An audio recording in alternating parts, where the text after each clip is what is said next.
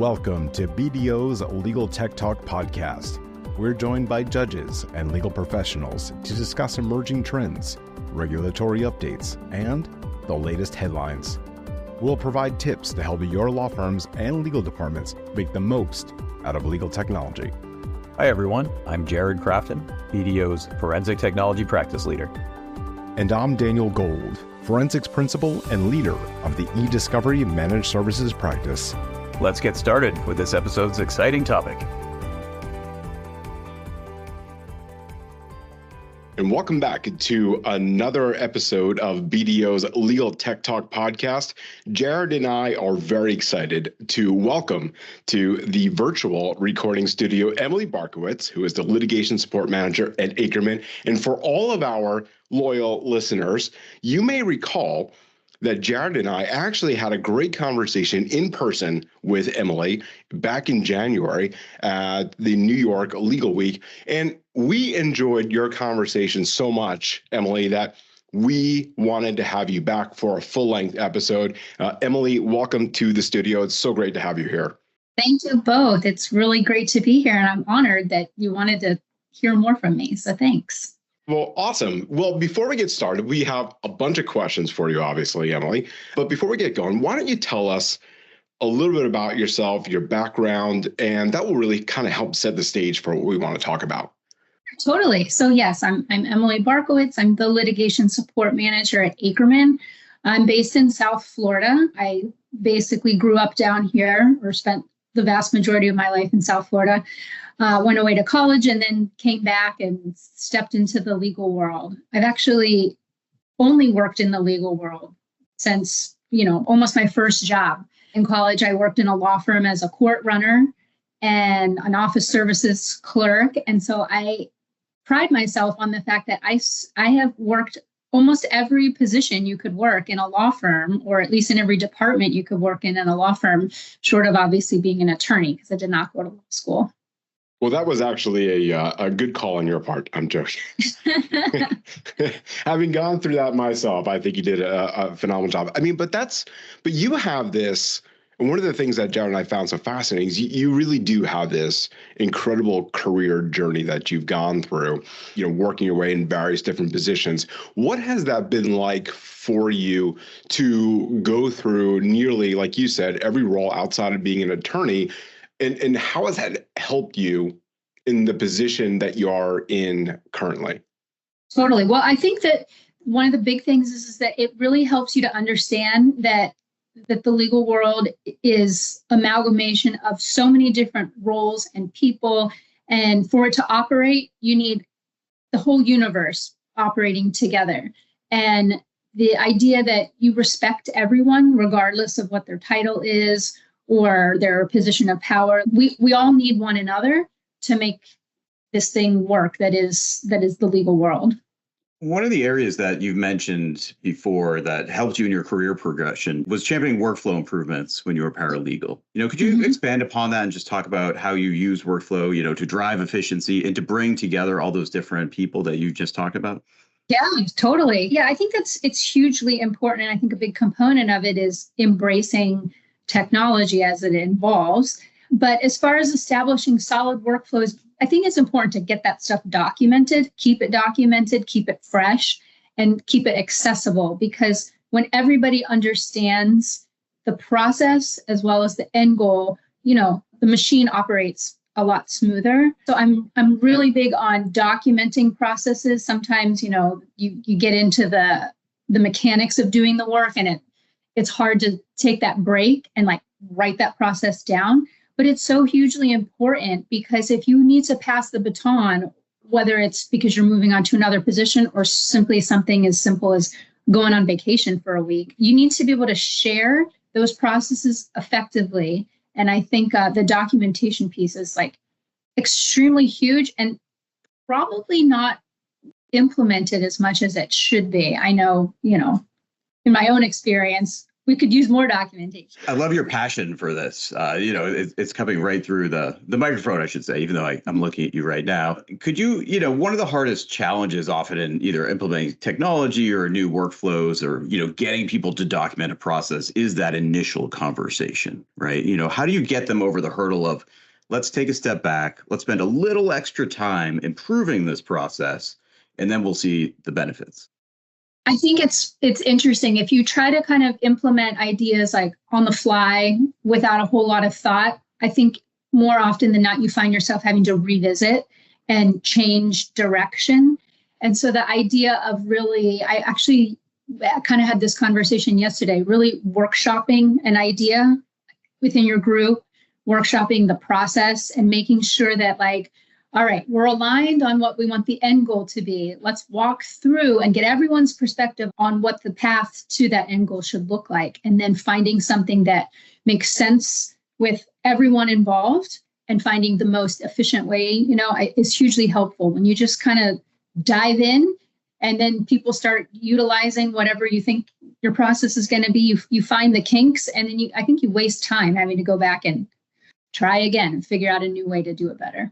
So what's interesting is that when you create these workflows, right, and you're working with your team, you're documenting all this, is this from the technical perspective so that you and your team know technically, or is it also, here's how we get the attorneys involved?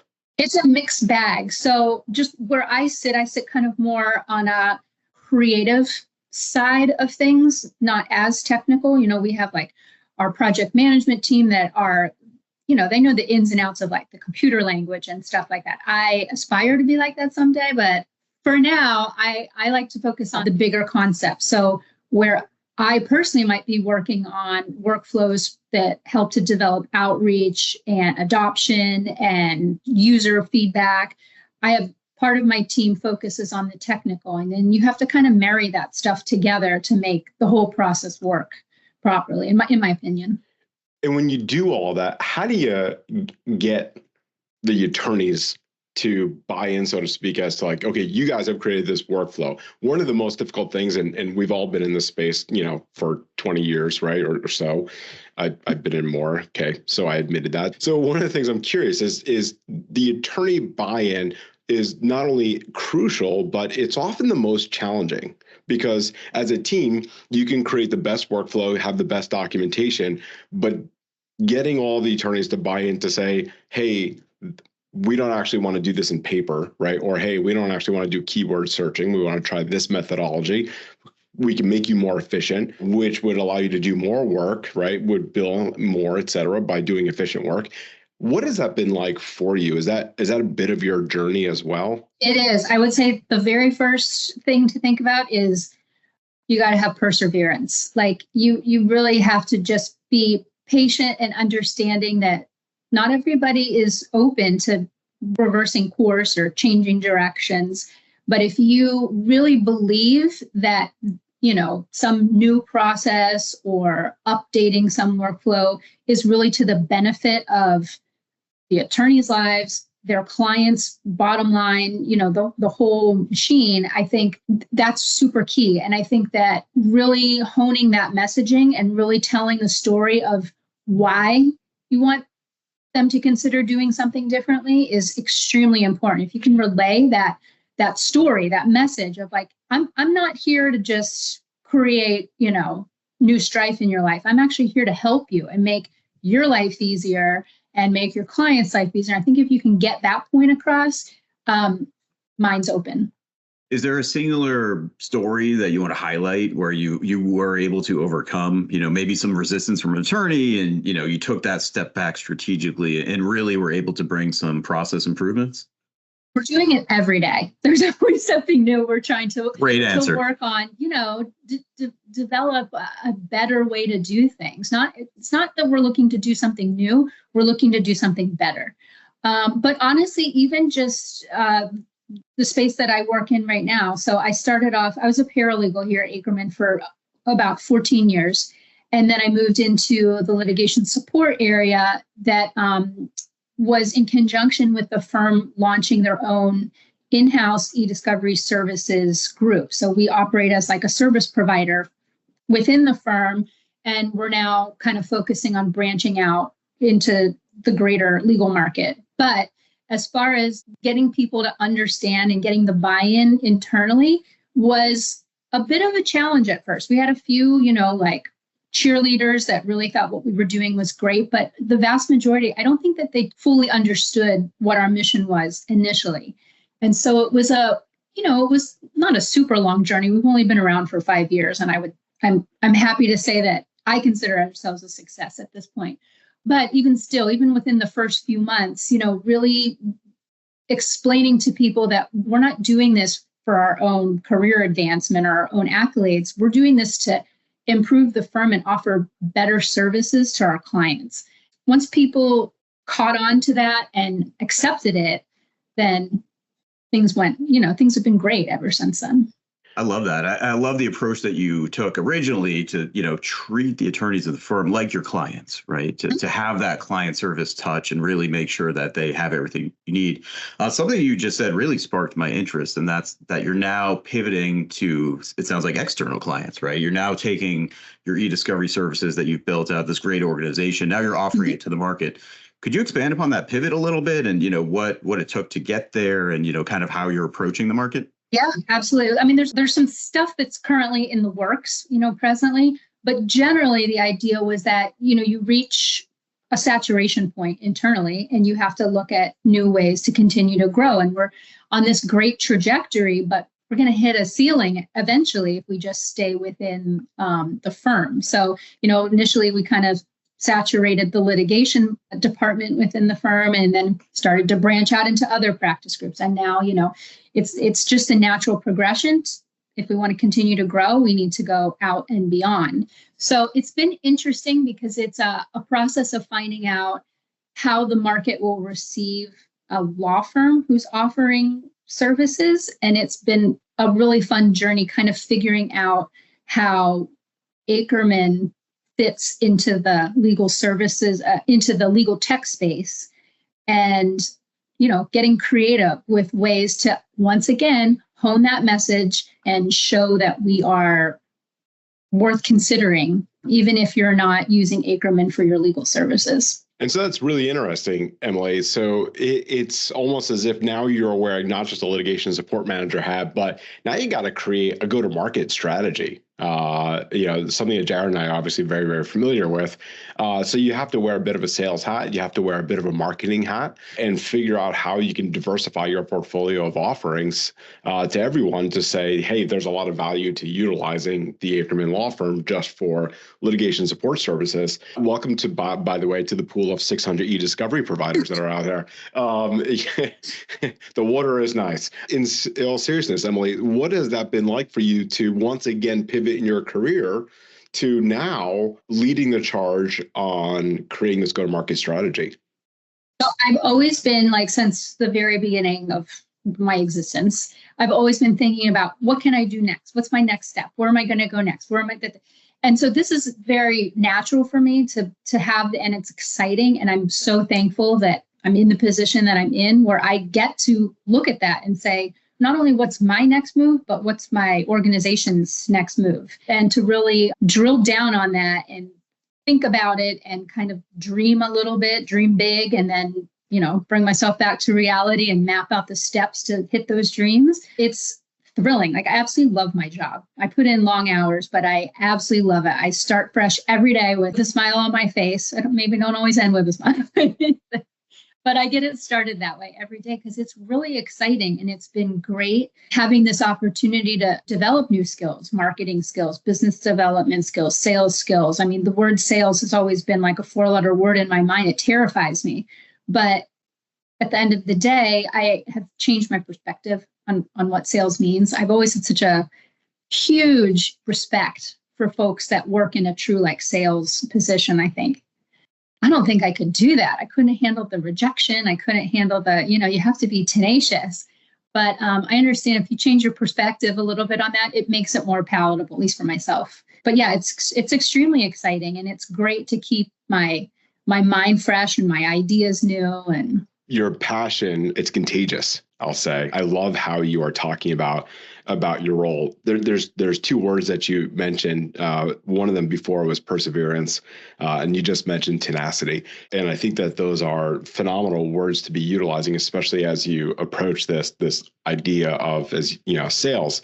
And I like that you're not calling it a four-letter word any longer. It's interesting, Jared and I have this experience as well, where we talk with folks about what is it like to do sales. And I think today, and I'm curious as your opinion on this, I think today the world has gone away, at least in the e-discovery space, away from the traditional sales reps. But it's interesting is that there is a sophistication in the market today that wasn't there 10 years ago, 15 years ago. And that sophistication, I think, is really because, we understand the technology now. We understand what the market is requiring now.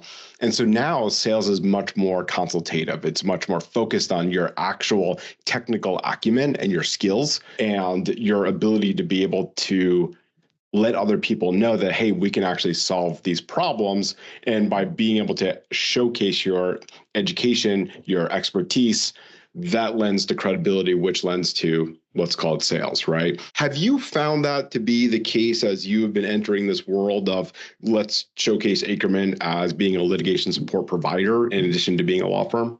Completely. We all use the same tools. All the service providers all have the same tools at their disposal. It's not about what tools you're offering, it's how you're offering them, how you're offering, and like you said, expertise. What's your level of expertise? What's your niche? I think that that's a big thing, is like this niche area of expertise is a great idea to really focus on, because you can be what do they say, a master of something about a master of none. You know what I'm talking about? Yep. I have a tendency to just go blank on things like that. But that you can know a little bit of everything, but not be an expert on any one thing. And I think generally just the industry, it would make sense for companies, for service providers, for individuals, professionals to focus on one or two things. You can't be, we're all offering the same 10 items. What's the one that I'm the best at? And really, embrace that and promote that. I think that is kind of the direction that, to me, that makes sense the sales idea should move towards. I love that we've hit on this topic. I find this so interesting, and I'm just so excited for the journey that you're on, and your passion, like Daniel said, is coming right through. I also lead a technology group, and one of our sales strategies is to be the tip of the spear for more work, right? So we get in for e-discovery, but what we actually want is the investigative work, right? We want to get our forensic accountants busy, our investigators busy, our compliance professionals busy. So do you have the same strategy, as you go to market, are you trying to have e-discovery be that tip of the spear and then bring in a big case for your law firm? Have you had any of that success yet? Is that part of the vision? I think that one of the things that we're able to offer that maybe a traditional service provider doesn't is that we are a law firm. So we have the ability to provide the legal advice aspect. And that's definitely something that we've leaned into, that, let's say we're talking to another law firm who maybe doesn't have ESI attorneys on staff. Well, we've got those. So we're not out to take over your business. We're out there to help supplement your business and to provide that element of expertise that your firm currently doesn't have, or your company currently doesn't have. We just want to supplement, where we can.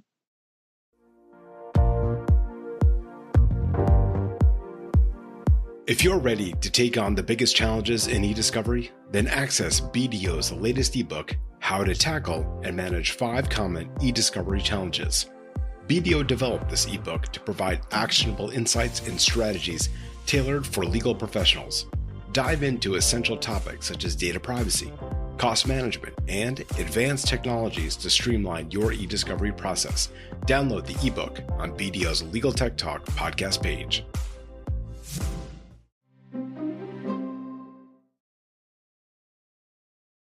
Have you found what, besides being having ESI attorneys, have you found what that niche is that you guys are looking at? Is it, like you said before, it's not the technology, it's how you use it. So I'm wondering if you guys have narrowed in on, this is our niche, this is how we're using technology, this is what our, our secret sauces, so to speak, right? Have you identified what that is? And are you guys embracing new technologies along the way? Yeah, I think that at this point, we're still kind of in early development as far as going out into the larger market. I think a couple areas that we have found that we really can provide value is in the areas of like small to medium-sized law firms. I think we provide a lot of help to them. Higher education space, we've had a lot of successful work in those areas with clients in those areas. And I think that we bring an interesting perspective just from our, the experience that we've built up so far. So I think at this point, we're still kind of developing like the different areas that we see we bring something fresh to. But those are the two that come to mind right now that I think, we're really leaning into those two areas. As you're kind of going through this discovery and, really examining the market and really diving into what people are offering and maybe what you're offering, are there a couple things out there that you just, as you examine the market that you just think we need to stop doing as an industry? There's probably a bunch, truthfully. But as far as something coming to mind, right away, I think the idea of like traditional, if we're getting into, actual e-discovery practice and stuff, looking away from like traditional linear document reviews and really opening up people's minds to the idea that there's potentially a better way to tackle huge amounts of data and, that kind of thing. As far as like technologies available, I don't know. I think the market kind of works that out itself. Tools come to market, and if they get adopted generally, then they keep on keeping on. And if they don't, we're like, what happened to that tool? Doesn't exist anymore. So, I think the market takes care of a lot of that in time. Are you excited about Gen AI? Yeah, of course. It's really funny. So I'm of an interesting societal demographic where I was born in the early 80s. When I was in 4th grade, we got our first classroom computer. And I've been working on one ever since. But I also remember, there was no internet until I hit high school. And so I have a really interesting perspective where I get to operate, I know what it's like to operate in an analog world. I know what it's like to operate in a technology-driven world. And I appreciate both of them. So I sit in this very interesting piece of society that has embraced, can embrace both ends and is open to adopting new ideas. So like the Gen AI thing, it kind of, sometimes it's a little nebulous in my mind, like, how does this work? But I'm excited about it. I want to understand it and really embrace it. So, at this point, my focus is on like, how do I understand writing a good prompt, or whatever. But I think, and how is it going to be implemented and stuff? I think about that a lot. Like, how are we going to implement Gen AI in X or whatever? I don't know. It's like beyond my imagination at this point sometimes, but I'm here for it. And I'm excited to see where it goes. Several years ago, I can remember specifically, basically battling. It was like the piece of paper versus the digital file. I think that, my firm has really embraced a paperless culture, which I think helps. When it comes from the top down, I think that's what's really important is what's the idea, what's the, sense coming from the very top down within management. And if management is leading the charge towards a more digital world, then even those that are resistant, I think they feel the comfort like, well, I may not like it personally, or I may not understand it personally, but my leadership is telling me to go this direction. And, we follow the leader and we trust the leader is making the right decision. And I think it's, more like that. It's hard. It's hard to adopt to some kind of new even the Gen AI thing, it's really weird. Like I've been using, these generative AI powered search engines, and just shifting the way you ask a question in like traditional Google versus, whatever their AI product is called. It took me like some time to figure it out and be like, okay, I'm approaching this wrong.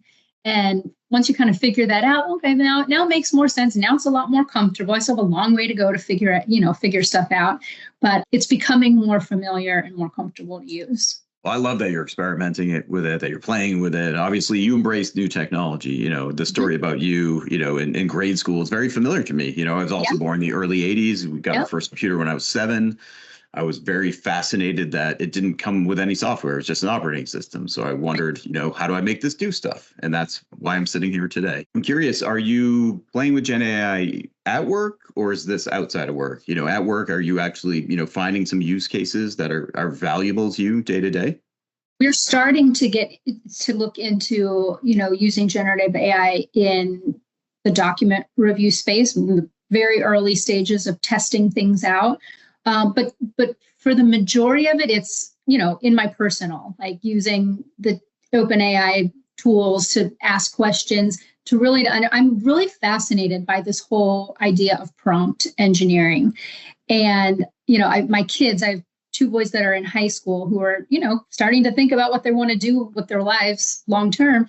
And I've told them both, I'm like, you got to just get in there and play around with Gen AI, and prompt engineering is going to be huge. And, this doesn't even necessarily require 4 years in college. You could just do it and be successful. And, if they're like, oh, we're done with school, we don't want to go to college, or, whatever the case may be.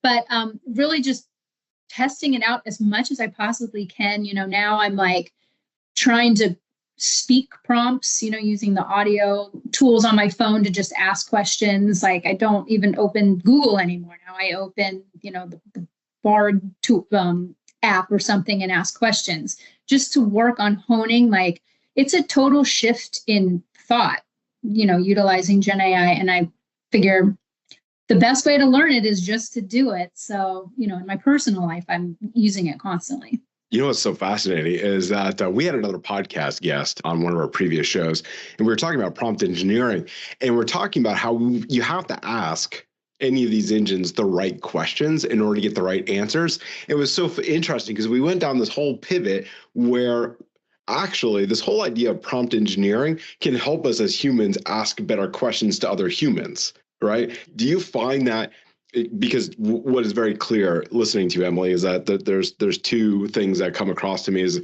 this beginner's mindset and curiosity that you have, right, about this. Do you find that by asking, a generative AI engine questions and asking the right questions, or pivoting to ask better questions, has helped you in dealing with others in real life, so to speak? Absolutely.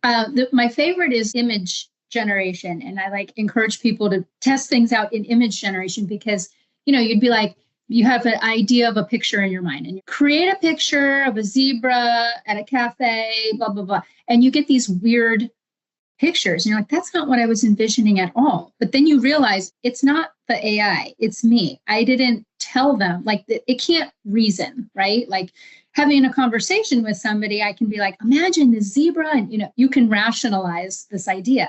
The AI cannot do that. And it was once I really grasped that concept that helped me to develop, explaining things. And I realized that even just in my conversations with people, especially with my husband, we seem to somehow miss the point sometimes. And I've learned how to better explain myself because I have to get really granular in my explanations when I want this robot to do something for me. So it is really cool. I think this is going to be such an interesting case study on society in 50 to 100 years. I feel like we're in the second industrial revolution, and what did people think back then as engines were coming to market and we were doing away with horse and buggy? We're in that situation, I feel, again, and it'll be cool to see how, historians tell our story in 100 years. I love that question, Daniel. And I love your answer, Emily. And I'll just say that it sounded to me like you kind of started saying that you weren't learning that much because it was like talking to somebody who was completely unreasonable. And then you talked about a specific person that you said it did help you with. So I'm just going to leave that there. But let me ask you guys, actually, I have a question for both of you. I've been thinking a lot about prompt engineer. We come out of the worlds of search terms, and then we had concept clustering. So like our brains are kind of set up for searching, right? And so we kind of see the value of prompt engineer right now. But do you think that that is kind of a long-term career, so to speak? Or do you think that the technology is just going to get so good that it doesn't matter how well the human being actually communicates, because the technology will eventually just start bridging the gap? Daniel, what do you think?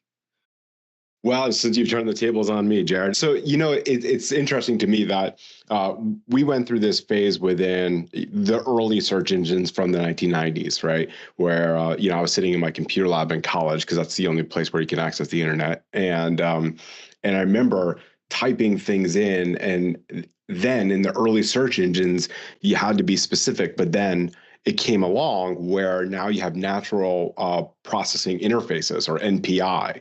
And what it would do is to start anticipating the questions. So we all became very lazy, if you will, when we start typing things into search engines, and we no longer needed to know the specific search syntax, right? The right grammar, as it's sometimes called.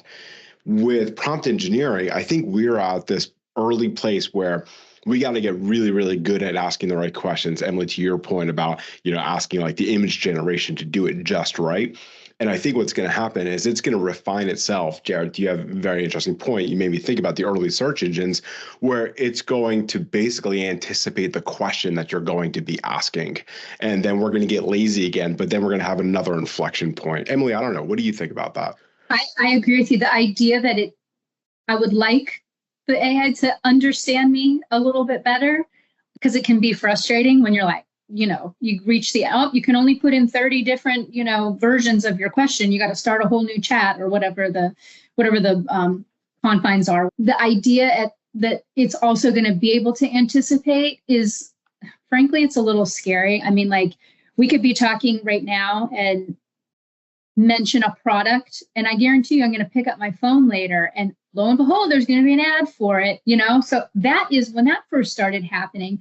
That was so bizarre. And I feel like, at least I personally have now just been like, it is what it is. I understand how it works. And, you see these funny videos of like wives walking past their husband's cell phones, just randomly saying like diamonds, so then when the husband conceivably picks up his phone, like there's all these ads. And I think that, AI will probably move in that direction, but I hope the Gen AI will move in that direction, but I hope it doesn't become some like Orwellian situation where they've completely taken over. There's so many different areas that fall under e-discovery. And I think if somebody is like, I want to get involved, I want to get involved in e-discovery, I want to join that industry, just that statement can be daunting because there's like so much. So I think really doing a lot of research and exploration into all the different pieces of e-discovery, and then finding one that really speaks to your passions, your strengths, and pursuing that. Because, I even think of like the service provider situation. There's so many service providers. Why would somebody call us to help them with their e-discovery? It's that idea of honing in on something that, you're passionate about and promoting that, or further investigating that if you're, on the journey to trying to like find your place. It is really important. I'm also a big fan of continuing education. So, certification programs, whether it's like an industry certification or software certification or Google University or whatever, like just always continue to learn, even if it's spending 10 minutes a day reading blog posts. Like it's the first thing I do when I open up my email in the morning, as I look to see what newsletters came into my inbox, and I pick one and I read that one. And at least I start the day with some new piece of information coming in. And I use that to continue to build my skill set. Emily, this has been an awesome conversation. We are so glad that you rejoined us. And there's so many great nuggets that I hope everybody takes away from this conversation. In particular, I love what you said in the end about, I'm worthy enough. And I think that's something that is worth everybody saying to themselves every single morning when they wake up. Emily, thank you very much. It was a pleasure having you on the program. Thank you so much. I really enjoyed this.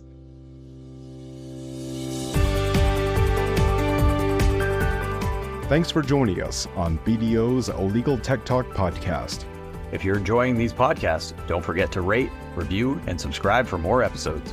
Head over to BDO.com for a list of all of our episodes, transcripts, resources, and how to get in touch with us to continue the conversation.